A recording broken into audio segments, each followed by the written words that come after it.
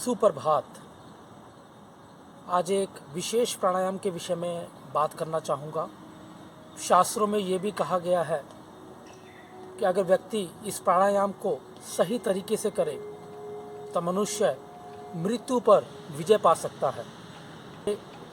मृत्यु पर विजय से अर्थ है कि मृत्यु के डर का समाप्त हो जाना। जी हाँ, मैं बात कर रहा हूँ नाड़ी शोधन प्राणायाम की।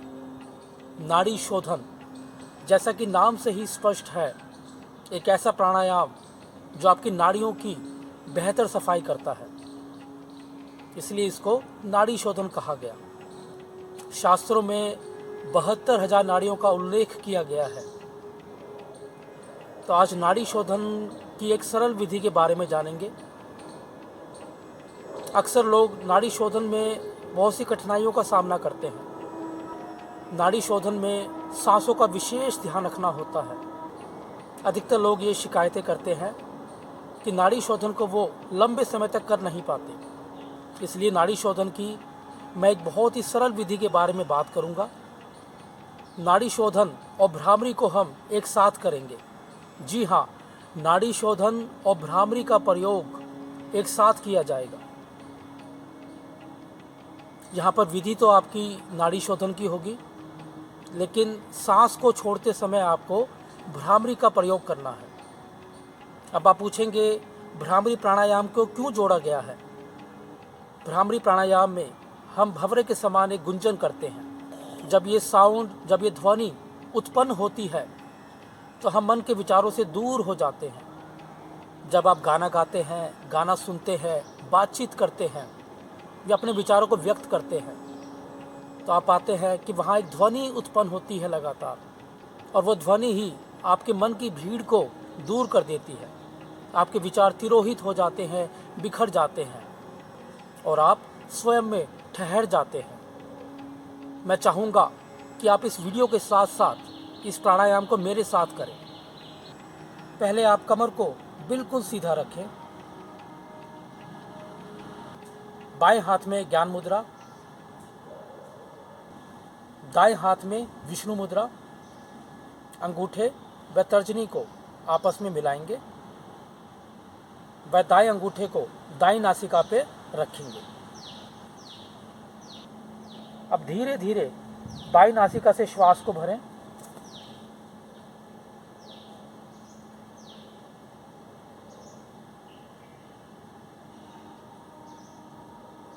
बाईं नासिका को बंद करें वह दाईं से धीरे धीरे सांस को छोड़ें।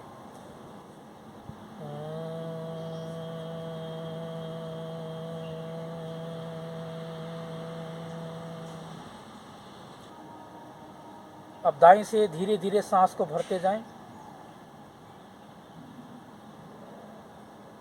दाईं को बंद करते हुए बाएं से सांस फिर छोड़ें।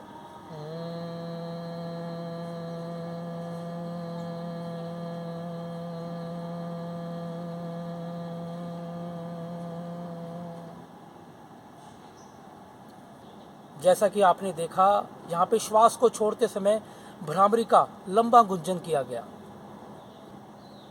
हमेशा ध्यान रखें कि श्वास का छोड़ना श्वास लेने की तुलना में ज़्यादा होना चाहिए।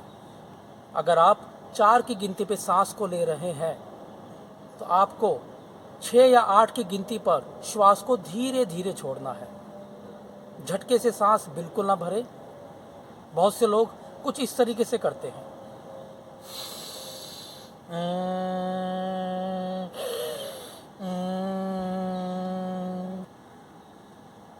बहुत से लोग कुछ इसी तरीके से जल्दी सांसों की गति के साथ इस प्राणायाम को करते हैं, वह इसके समुचित लाभ से वंचित रह जाते हैं और फिर सारा दोष प्राणायाम को देते हैं कि हम इतने साल से कर रहे हैं, हमें 1% भी फ़ायदा नहीं हुआ।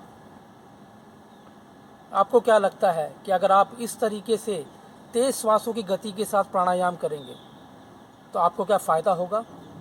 जी नहीं, इसका तो नुकसान ही होगा। ऐसा करने से आपका मन ठहरेगा नहीं, मन और ज़्यादा विचलित हो जाएगा। मन में तनाव पैदा होगा, सिर दर्द की समस्या, माइग्रेन की समस्या, क्योंकि मन की अवस्था खराब होने से हमारे पूरे शरीर की व्यवस्था चरमरा जाती है, बिखर जाती है। शास्त्रों में बताया गया है जब हम देर तक सांसों को छोड़ते हैं तो हमारा पैरासिम्पैथेटिक नर्वस सिस्टम एक्टिव होता है। पैरासिम्पैथेटिक नर्वस सिस्टम के एक्टिव होने से हमारे भीतर की चंद्र नाड़ी बढ़ती है और चंद्र नाड़ी हमें भीतर से शांत करती है, हमें बार बार जोड़ती है। जीवन में हम कई बार टूटते हैं, बिखरते हैं, यही वो चंद्र है जो बार बार आपको आकर जोड़ता है, आपको रिपेयर करता है, आपको रिलैक्स करता है।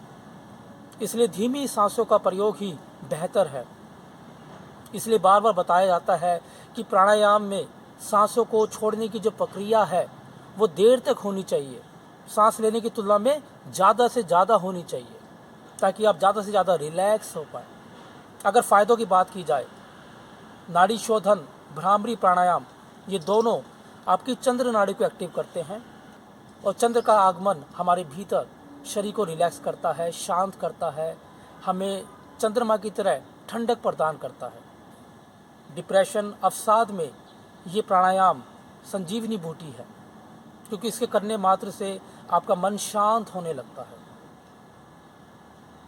शरीर के टॉक्सिन्स को ये प्राणायाम बाहर करता है। आपके शरीर में रक्त प्रवाह को ये प्राणायाम बेहतर करता है। इस प्राणायाम से पेट के आंतरिक अंगों की बेहतर मालिश होती है। लीवर, किडनी व आंतों को बेहतर ऑक्सीजन की सप्लाई होती है, जिससे वो जीवन भर स्वस्थ रहते हैं। मैं चाहूँगा इस विधि को आप ज़रूर अपनाएं, ताकि आप लंबे समय तक जवान बने रहें, स्वस्थ बने रहें और अवसाद जैसी मानसिक बीमारियों से दूर रहें।